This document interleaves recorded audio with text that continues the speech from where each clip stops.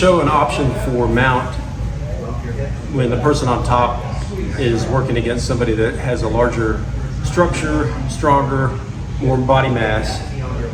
And sometimes making a tight connection is bad because when you connect to your opponent, they're connected to you. So a tight connection to somebody that has more mass is going to make it easier for him to convert or reverse.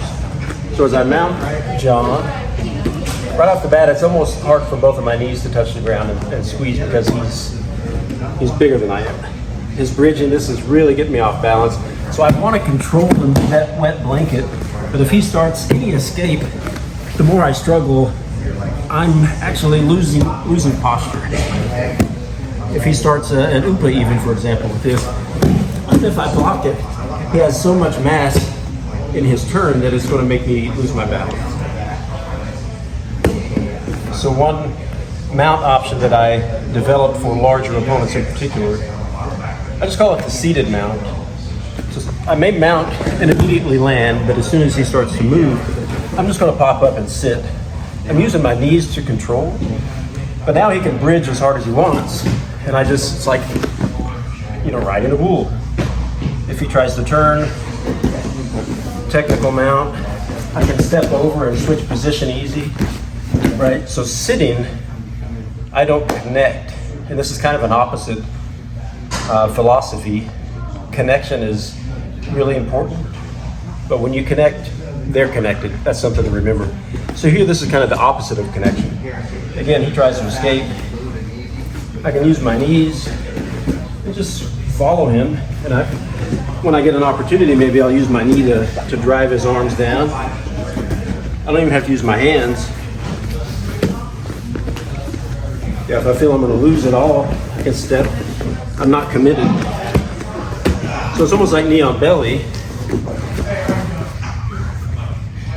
But without the connection, I'm way more free than if I'm down here trying to control and work an arm. John's gonna roll me, undoubtedly. Always trap my hand here. And I'm gonna end up in guard, which I'm okay with, but I'd much rather be on top. The seated mount. Yeah, so mount me tight. It's gonna be easier for me to you can be the wet blanket and make it difficult, but if you just sit up and pop up on your toes, you want your toes almost directly in the knees. Yeah, so just sit right there. And now stand up and use your knee. Yeah, and you can grab if you need to or brace. Yeah, if I start, you can sit back down now. So if I buck really hard, you should just be able to stand up. Oh, just stand up. Yeah, just stand up. There you go. If I'm turning, you just stand up, you can walk closer to my head. Yeah. Just sit back down. It seems a little odd, the movement, you don't have to be so stiff. Even if I start to bail, like stand up, you can step behind me right now because you're loose, right? So you start by sitting right here, and I'm like, what you doing?